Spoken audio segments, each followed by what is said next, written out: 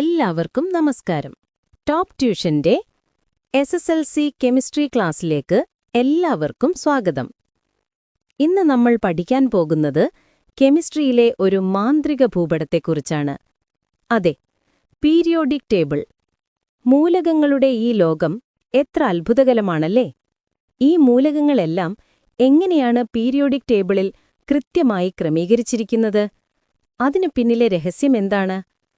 Electron വിന്യാസം അഥവാ electron configuration. അപ്പോൾ ഈ രഹസ്യങ്ങൾ പഠിക്കാൻ എല്ലാവരും റെഡിയല്ലേ? നമുക്ക് തുടങ്ങാം. ഇത് SSLC കെമിസ്ട്രിയിലെ 3ാമത്തെ പാഠമാണ്. നമ്മൾ ചെറിയ ക്ലാസുകളിൽ ബോർ ആറ്റം മാതൃകയെക്കുറിച്ച് പഠിച്ചിട്ടുണ്ട്, അല്ലേ? ഇലക്ട്രോണുകൾ ന്യൂക്ലിയസിന് ചുറ്റും നിശ്ചിത ഊർജ്ജമുള്ള ഷെല്ലുകളിൽ അഥവാ ഓർബിറ്റുകളിൽ കറങ്ങിക്കൊണ്ടിരിക്കുന്നു എന്ന് നമ്മൾ പഠിച്ചു. K, L, M, N എന്നിങ്ങനെയാണ് ആ ഷെല്ലുകളുടെ പേരുകൾ. എന്നാൽ പിന്നീട് വന്ന പഠനങ്ങൾ ബോർ മാതൃകയ്ക്ക് ചില പരിമിതികളുണ്ടെന്ന് കണ്ടെത്തി. ലൂയി ഡി ബ്രോളി എന്ന ശാസ്ത്രജ്ഞൻ ഇലക്ട്രോണിന് കണികാ സ്വഭാവം മാത്രമല്ല തരംഗ സ്വഭാവവുമുണ്ടെന്ന് കണ്ടെത്തി. അതായത് ഇലക്ട്രോൺ ഒരു കല്ലുപോലെ ഒരു സ്ഥലത്ത് ഒതുങ്ങി നിൽക്കുന്ന ആളല്ല, ഒരു തിരമാല പോലെ സഞ്ചരിക്കുന്ന ആളാണ്. ചിരിക്കുന്നു. അതുപോലെ ഹൈസൻബർഗിന്റെ അനിശ്ചിതത്വ സിദ്ധാന്തം പറയുന്നത് വളരെ വേഗത്തിൽ സഞ്ചരിക്കുന്ന ഇലക്ട്രോൺ പോലുള്ള ഒരു ചെറിയ കണികയുടെ സ്ഥാനവും പ്രവേഗവും അഥവാ വെലോസിറ്റിയും ഒരേ സമയം കൃത്യമായി നിർണ്ണയിക്കാൻ സാധ്യമല്ല എന്നാണ്. അപ്പോൾ ഇലക്ട്രോൺ ഒരു നിശ്ചിത പാതയിലൂടെ കറങ്ങുന്നു എന്ന് പറയുന്ന ബോർ മാതൃക പൂർണ്ണമായും ശരിയല്ലെന്ന് വന്നു. ഈ പരിമിതികളെല്ലാം മറികടന്നുകൊണ്ട് ക്വാണ്ടം മെക്കാനിക്സിന്റെ അടിസ്ഥാനത്തിൽ ഒരു പുതിയ ആറ്റം മാതൃക വികസിപ്പിച്ചു. ഈ മാതൃകയനുസരിച്ച് ന്യൂക്ലിയസിനു ചുറ്റും ഇലക്ട്രോണുകളെ കാണാൻ ഏറ്റവും കൂടുതൽ സാധ്യതയുള്ള ചില പ്രത്യേക മേഖലകളുണ്ട്. ഈ മേഖലകളെയാണ് ഓർബിറ്റലുകൾ എന്നു പറയുന്നത്. ഷെല്ലിനുള്ളിലെ ഷെൽ എന്ന് വേണമെങ്കിൽ പറയാം. ഓർബിറ്റലുകളുടെയും ഇലക്ട്രോണുകളുടെയും സ്വഭാവങ്ങളെ വിശദീകരിക്കാൻ നമ്മൾ ചില സംഖ്യകൾ ഉപയോഗിക്കുന്നു. അവയെ ക്വാണ്ടം നമ്പറുകൾ എന്ന് പറയുന്നു.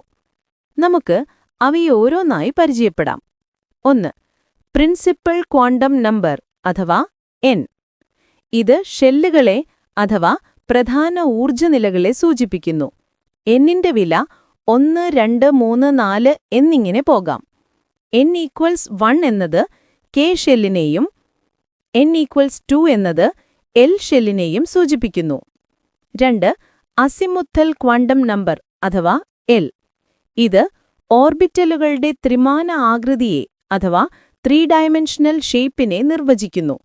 ഓരോ ഷെല്ലിനുള്ളിലും ഉപ-ഊർജ്ജനിലകൾ അഥവാ സബ് ഷെല്ലുകളുണ്ട്. ഈ സബ് ഷെല്ലുകളെ സൂചിപ്പിക്കാനാണ് L ഉപയോഗിക്കുന്നത്. S, P, D, F എന്നിവയാണ് പ്രധാന സബ് ഷെല്ലുകൾ. 1. S സബ് ഷെല്ലിന് ഗോളാകൃതിയാണ്. P സബ് ഷെല്ലിന് ഡംബലിന്റെ ആകൃതിയാണ്. Dയും Fഉം സബ് ഷെല്ലുകൾക്ക് കുറച്ചുകൂടി സങ്കീർണമായ ആകൃതികളാണ്. ഒരു ഷെല്ലിൽ എത്ര സബ് ഷെല്ലുകൾ ഉണ്ടെന്ന് അറിയാമോ? അത് Nന്റെ വിലയ്ക്ക് തുല്യമായിരിക്കും. Lന്റെ വില 0 മുതൽ N-1 വരെ ആകാം. N=1 ആകുമ്പോൾ L=0, അതായത് K ഷെല്ലിൽ S എന്ന ഒരു സബ് ഷെല്ല് മാത്രമേ ഉള്ളൂ. 1s. N=2 L ഷെല്ലാകുമ്പോൾ L=0, 1, അതായത് L ഷെല്ലിൽ Sഉം Pയും എന്ന 2 സബ് ഷെല്ലുകളുണ്ട്. N=3 N ഷെല്ലാകുമ്പോൾ L=0, 1, 2, അതായത് M ഷെല്ലിൽ SPD എന്നീ 3 സബ് ഷെല്ലുകളുണ്ട്. N=4 N ഷെല്ലാകുമ്പോൾ L=0, 1, 2, 3, അതായത് N ഷെല്ലിൽ SPDF എന്നീ 4 സബ് ഷെല്ലുകളുണ്ട്. 1s, 2s, 2p, 3s, 3p, 3d. 3. Magnetic quantum number അഥവാ M. ഇത് ഓർബിറ്റലുകളുടെ വ്യത്യസ്തമായ ഓറിയന്റേഷൻ അഥവാ ദിശാവിന്യാസത്തെയാണ് സൂചിപ്പിക്കുന്നത്. ഒരു സബ് ഷെല്ലിൽ എത്ര ഓർബിറ്റലുകൾ ഉണ്ടെന്ന് ഇതിലൂടെ അറിയാം. S സബ് ഷെല്ലിൽ L=0, അതായത് ഒരു ഓർബിറ്റല് മാത്രമേ ഉള്ളൂ. P സബ് ഷെല്ലിൽ L=1, 3 ഓർബിറ്റലുകളുണ്ട്. Px, Py, Pz. D sub ഷെല്ലിൽ L=2, 5 ഓർബിറ്റലുകളുണ്ട്. F സബ് ഷെല്ലിൽ L=3, 7 ഓർബിറ്റലുകളുണ്ട്. ഒരു ഷെല്ലിൽ ഉൾക്കൊള്ളാൻ കഴിയുന്ന പരമാവധി ഇലക്ട്രോണുകളുടെ എണ്ണം 2n² ആണെന്ന് നമ്മൾ പഠിച്ചിട്ടുണ്ട്. ഒരു ഓർബിറ്റലിൽ ഉൾക്കൊള്ളാൻ കഴിയുന്ന പരമാവധി ഇലക്ട്രോണുകളുടെ എണ്ണം 2 ആണ്. അപ്പോൾ ഓരോ സബ്ഷെല്ലിലും പരമാവധി എത്ര ഇലക്ട്രോണുകൾ ഉണ്ടാകും? എസ് സബ്ഷെല്ലിൽ ഒരു ഓർബിറ്റലിൽ 1 × 2 = 2 ഇലക്ട്രോണുകൾ, പി സബ്ഷെല്ലിൽ 3 ഓർബിറ്റലുകളിൽ 3 × 2 = 6 ഇലക്ട്രോണുകൾ, ഡി സബ്ഷെല്ലിൽ 5 ഓർബിറ്റലുകളിൽ 5 × 2 = 10 ഇലക്ട്രോണുകൾ, എഫ് സബ്ഷെല്ലിൽ 7 ഓർബിറ്റലുകളിൽ 7 × 2 = 14 ഇലക്ട്രോണുകൾ. ഇത് വളരെ പ്രധാനപ്പെട്ട ഒരു കാര്യമാണ്, എല്ലാവരും ഓർത്തുവെക്കണം. ഇനി ഇലക്ട്രോണുകൾ എങ്ങനെയാണ് ഈ സബ്ഷെല്ലുകളിൽ നിറയുന്നതെന്ന് നോക്കാം. ഊർജ്ജം കൂടിവരുന്ന ക്രമത്തിലാണ് ഇലക്ട്രോണുകൾ സബ്ഷെല്ലുകളിൽ നിറയുന്നത്. ഈ രീതിയിലുള്ള ഇലക്ട്രോൺ വിന്യാസത്തെയാണ് സബ്ഷെൽ ഇലക്ട്രോൺ വിന്യാസം എന്ന് പറയുന്നത്. ഏത് സബ്ഷെല്ലിനാണ് ഊർജ്ജം കൂടുതൽ? അത് കണ്ടുപിടിക്കാൻ ഒരു എളുപ്പവഴിയുണ്ട്. N+L rule. ഓരോ സബ്ഷെല്ലിന്റെയും N-ഉം L-ഉം വിലകൾ കൂട്ടി നോക്കുക. N+L വില കൂടുമ്പോൾ ഊർജ്ജം കൂടും. N+L വില ഒരുപോലെ വന്നാൽ N വില കൂടിയ സബ്ഷെല്ലിനായിരിക്കും ഊർജ്ജം കൂടുതൽ. ഒരു ഉദാഹരണം നോക്കാം. 3D-യും 4s-ഉം ഏതിനാണ് ഊർജ്ജം കൂടുതൽ? 3D-ക്ക് N = 3, L = 2. അപ്പോൾ N+L = 3 + 2 = 5. 4s-ന് N = 4, L = 0. അപ്പോൾ N+L = 4 + 0 = 4. അപ്പോൾ ഏതിനാണ് കുറവ്? 4s-ന്. അതിനാൽ 4s സബ്ഷെൽ നിറഞ്ഞതിനു ശേഷം മാത്രമേ ഇലക്ട്രോണുകൾ 3D-യിലേക്ക് പോകൂ. ഇതൊരു വളരെ പ്രധാനപ്പെട്ട പോയിന്റാണ്. അപ്പോൾ ഊർജ്ജം കൂടി വരുന്ന ക്രമം ഇങ്ങനെയാണ്: 1s, 2s, 2p, 3s, 3p, 4s, 3d, 4p, 5s ഇങ്ങനെ പോകും. ഇനി നമുക്ക് ചില മൂലകങ്ങളുടെ സബ്ഷെൽ ഇലക്ട്രോൺ വിന്യാസം എഴുതി നോക്കിയാലോ? Hydrogen H1ന്റെ atomic number 1 1s1 1s എന്ന് വായിക്കണം. ഹീലിയം He2ന്റെ അറ്റോമിക് നമ്പർ 1s2, ലിഥിയം Li3ന്റെ atomic number 1s2 2s1, beryllium Be4ന്റെ atomic number 1s2 2s2, boron B5ന്റെ atomic number 1s2 2s2 2p1, neon Ne10ന്റെ atomic number 1s2 2s2 2p6, sodium Na11ന്റെ atomic number 1s2 2s2 2p6 3s1. ഇങ്ങനെ electron വിന്യാസം എഴുതുമ്പോൾ ഒരു എളുപ്പവഴിയുണ്ട്. ആ മൂലകത്തിന് തൊട്ടു മുൻപുള്ള ഉത്കൃഷ്ടവാതകത്തിന്റെ പ്രതീകം ഒരു സ്ക്വയർ ബ്രാക്കറ്റിൽ എഴുതി ബാക്കിയുള്ള ഇലക്ട്രോൺ വിന്യാസം എഴുതിയാൽ മതി. ഉദാഹരണത്തിന് സോഡിയം Na-ക്ക് തൊട്ടു മുൻപുള്ള നോബൽ ഗ്യാസ് നിയോൺ എന്നിയാണ്. നിയോണിന്റെ കോൺഫിഗറേഷൻ 1s2 2s2 2p6 ആണ്. അപ്പോൾ സോഡിയത്തിന്റെ കോൺഫിഗറേഷൻ Na3s1 എന്ന് ചുരുക്കി എഴുതാം. കൊള്ളാമല്ലേ? ഇനി നമുക്ക് ക്രോമിയം Cr24ന്റെയും കോപ്പർ Cu29ന്റെയും കാര്യത്തിൽ ഒരു പ്രത്യേകതയുണ്ട്. ക്രോമിയത്തിന്റെ കോൺഫിഗറേഷൻ നമ്മൾ പ്രതീക്ഷിക്കുന്നത് 3d4 എന്നാണ്. പക്ഷേ അത് ശരിക്കും 3d5s1 എന്നാണ്. എന്തുകൊണ്ടാണിത്? കാരണം ഡി സബ്ഷെല്ലിന് പകുതി നിറഞ്ഞ അവസ്ഥയും പൂർണ്ണമായി നിറഞ്ഞ അവസ്ഥയും മറ്റു കോൺഫിഗറേഷനുകളേക്കാൾ കൂടുതൽ സ്ഥിരത നൽകുന്നു. അപ്പോൾ D4നേക്കാൾ സ്ഥിരത D5 ആണ്. ആ സ്ഥിരത കൈവരിക്കാനായി ഫോറസ്റ്റിൽ ഒരു ഇലക്ട്രോൺ 3D-യിലേക്ക് ചാടും. ഇതുപോലെ കോപ്പറിന്റെ കോൺഫിഗറേഷൻ നമ്മൾ പ്രതീക്ഷിക്കുന്നത് 3d9 2s2 എന്നാണ്. എന്നാൽ യഥാർത്ഥത്തിൽ അത് 3d10s1 എന്നാണ്. കാരണം D9നേക്കാൾ സ്ഥിരത D10-നാണ്. നമ്മൾ സബ്ഷെൽ ഇലക്ട്രോൺ വിന്യാസം എഴുതാൻ പഠിച്ചു. ഇനി ഈ വിന്യാസം ഉപയോഗിച്ച് പീരിയോഡിക് ടേബിളിൽ ഒരു മൂലകത്തിന്റെ സ്ഥാനം എങ്ങനെ കൃത്യമായി കണ്ടുപിടിക്കാമെന്ന് നോക്കാം. ഒന്നാമതായി ബ്ലോക്ക് അഥവാ ബ്ലോക്ക് എങ്ങനെ കണ്ടുപിടിക്കാമെന്ന് നോക്കാം. വളരെ എളുപ്പമാണ്. ഒരു മൂലകത്തിന്റെ ഇലക്ട്രോൺ വിന്യാസം എഴുതുമ്പോൾ അവസാനത്തെ ഇലക്ട്രോൺ ഏത് സബ്ഷെല്ലിലാണോ വന്നു ചേരുന്നത് അതായിരിക്കും ആ മൂലകത്തിന്റെ ബ്ലോക്ക്. അവസാനത്തെ ഇലക്ട്രോൺ എസ് സബ്ഷെല്ലിലാണെങ്കിൽ അത് എസ് ബ്ലോക്ക് മൂലകം, പി സബ്ഷെല്ലിലാണെങ്കിൽ പി ബ്ലോക്ക് മൂലകം, ഡി സബ്ഷെല്ലിലാണെങ്കിൽ ഡി ബ്ലോക്ക് മൂലകം, എഫ് സബ്ഷെല്ലിലാണെങ്കിൽ എഫ് ബ്ലോക്ക് മൂലകം. രണ്ടാമതായി പീരിയഡ് എങ്ങനെ കണ്ടുപിടിക്കാമെന്ന് നോക്കാം. ഇതും സിമ്പിളാണ്. ഒരു മൂലകത്തിന്റെ സബ്ഷെൽ ഇലക്ട്രോൺ വിന്യാസത്തിലെ ഏറ്റവും ഉയർന്ന ഷെൽ നമ്പർ ഏതാണോ അതായിരിക്കും ആ മൂലകത്തിന്റെ പീരിയഡ് നമ്പർ. ഉദാഹരണത്തിന് സോഡിയത്തിന്റെ Na3s1-ൽ ഏറ്റവും ഉയർന്ന ഷെൽ നമ്പർ 3 ആണ്. അപ്പോൾ സോഡിയം 3-ാം പീരിയഡിലാണ്. സ്കാൻഡിയത്തിന്റെ Sc3d14s2-വിൽ ഏറ്റവും ഉയർന്ന ഷെൽ നമ്പർ 4 ആണ്. അപ്പോൾ അത് 4-ാം പീരിയഡിലാണ്. മൂന്നാമതായി ഗ്രൂപ്പ് എങ്ങനെ കണ്ടുപിടിക്കാമെന്ന് നോക്കാം. ഇവിടെ ഓരോ ബ്ലോക്കിനും ചെറിയ വ്യത്യാസമുണ്ട്. ഒന്ന്, എസ് ബ്ലോക്ക് മൂലകങ്ങൾ അവസാനത്തെ എസ് സബ്ഷെല്ലിലെ ഇലക്ട്രോണുകളുടെ എണ്ണം തന്നെയായിരിക്കും ഗ്രൂപ്പ് നമ്പർ. S1 ആണെങ്കിൽ ഗ്രൂപ്പ് 1, S2 ആണെങ്കിൽ ഗ്രൂപ്പ് 2. പി ബ്ലോക്ക് മൂലകങ്ങൾ അവസാനത്തെ പി സബ്ഷെല്ലിലെ ഇലക്ട്രോണുകളുടെ എണ്ണത്തോടൊപ്പം 10 കൂട്ടിയാൽ ഗ്രൂപ്പ് നമ്പർ കിട്ടും. ഉദാഹരണത്തിന് ക്ലോറിൻ Cl3s2 3p5, അവസാനത്തെ പിയിൽ 5 ഇലക്ട്രോൺ. അപ്പോൾ ഗ്രൂപ്പ് = 5 + 10 = 17. ഡി ബ്ലോക്ക് മൂലകങ്ങൾ അവസാനത്തെ എസ് സബ്ഷെല്ലിലെയും അതിനു തൊട്ടുമുൻപുള്ള ഡി സബ്ഷെല്ലിലെയും ഇലക്ട്രോണുകളുടെ എണ്ണം കൂട്ടിയാൽ ഗ്രൂപ്പ് നമ്പർ കിട്ടും. ഉദാഹരണത്തിന് സ്കാൻഡിയം Sc3d14s2, ഗ്രൂപ്പ് = 1 + 2 = 3. അപ്പോൾ ഇലക്ട്രോൺ വിന്യാസം അറിയാമെങ്കിൽ ബ്ലോക്കും പീരിയഡും ഗ്രൂപ്പും എളുപ്പത്തിൽ കണ്ടുപിടിക്കാം. ഇനി നമുക്ക് ഓരോ ബ്ലോക്കിലെയും മൂലകങ്ങളുടെ പൊതുവായ സ്വഭാവങ്ങൾ നോക്കാം. എസ് ബ്ലോക്ക് മൂലകങ്ങൾ അഥവാ S block elements. Group 1 alkali ലോഹങ്ങളും ഗ്രൂപ്പ് 2 ആൽക്കലൈൻ എർത്ത് ലോഹങ്ങളും ഇതിൽ ഉൾപ്പെടുന്നു.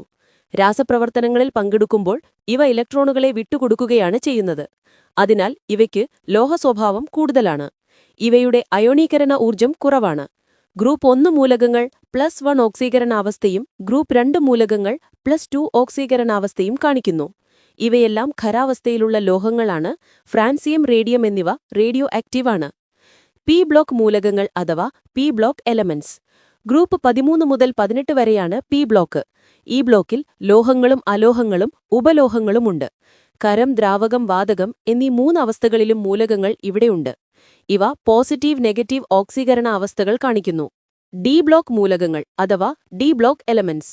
ഗ്രൂപ്പ് 3 മുതൽ 12 വരെയുള്ള മൂലകങ്ങൾ ഇതാണ്. ഇവയെ സംക്രമണ മൂലകങ്ങൾ എന്നും വിളിക്കുന്നു. ഇവയെല്ലാം ലോഹങ്ങളാണ്. ഇവയുടെ ഒരു പ്രധാനപ്പെട്ട സ്വഭാവമാണ് വ്യത്യസ്ത ഓക്സീകരണ അവസ്ഥകൾ കാണിക്കുന്നു എന്നത്. എന്തുകൊണ്ടാണിത്? ഇവയുടെ അവസാനത്തെ എസ് സബ്ഷെല്ലും അതിന് തൊട്ടു മുൻപുള്ള ഡി സബ്ഷെല്ലും തമ്മിൽ ഊർജ്ജത്തിൽ വലിയ വ്യത്യാസമില്ല.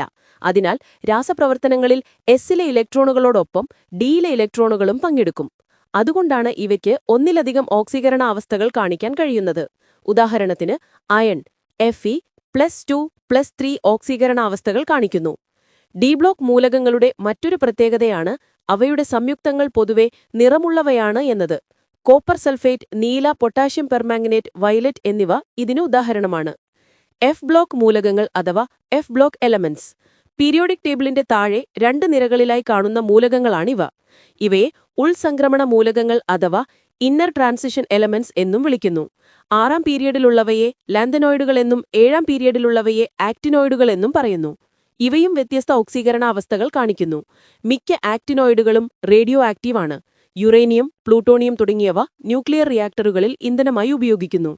അവസാനമായി നമുക്ക് പീരിയോഡിക് ടേബിളിലെ ചില ആവർത്തന പ്രവണതകൾ, പീരിയോഡിക് ട്രെൻഡ്സ് നോക്കാം. 1. ആറ്റത്തിന്റെ വലിപ്പം അഥവാ അറ്റോമിക് സൈസ്. ഒരു ഗ്രൂപ്പിൽ മുകളിൽ നിന്ന് താഴേക്ക് വരുമ്പോൾ ഷെല്ലുകളുടെ എണ്ണം കൂടുന്നു. അപ്പോൾ ആറ്റത്തിന്റെ വലിപ്പവും കൂടുന്നു. ഒരു പീരിയഡിൽ ഇടത്തുനിന്ന് വലത്തോട്ട് പോകുമ്പോൾ ഷെല്ലുകളുടെ എണ്ണം മാറുന്നില്ല. എന്നാൽ ന്യൂക്ലിയസിലെ ചാർജ് അഥവാ ന്യൂക്ലിയർ ചാർജ് കൂടുന്നു.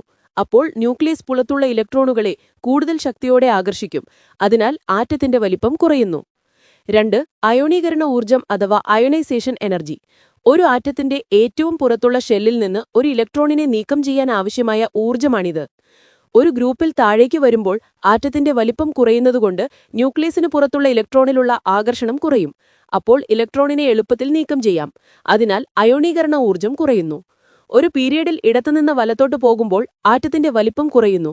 അപ്പോൾ ന്യൂക്ലിയസിന്റെ ആകർഷണം കൂടുന്നു. ഇലക്ട്രോണിനെ നീക്കം ചെയ്യാൻ കൂടുതൽ ഊർജ്ജം വേണ്ടിവരും. അതിനാൽ അയോണീകരണ ഊർജ്ജം കൂടുന്നു. 3. ഇലക്ട്രോനെഗറ്റിവിറ്റി. ഒരു രാസബന്ധത്തിൽ പങ്കിട്ടിരിക്കുന്ന ഇലക്ട്രോണുകളെ തന്നിലേക്ക് ആകർഷിക്കാനുള്ള ഒരു ആറ്റത്തിന്റെ കഴിവാണിത്. അയോണീകരണ ഊർജ്ജം പോലെ തന്നെയാണ് ഇതിന്റെ പ്രവണതയും. ഗ്രൂപ്പിൽ താഴേക്ക് വരുമ്പോൾ ഇലക്ട്രോനെഗറ്റിവിറ്റി കുറയുന്നു.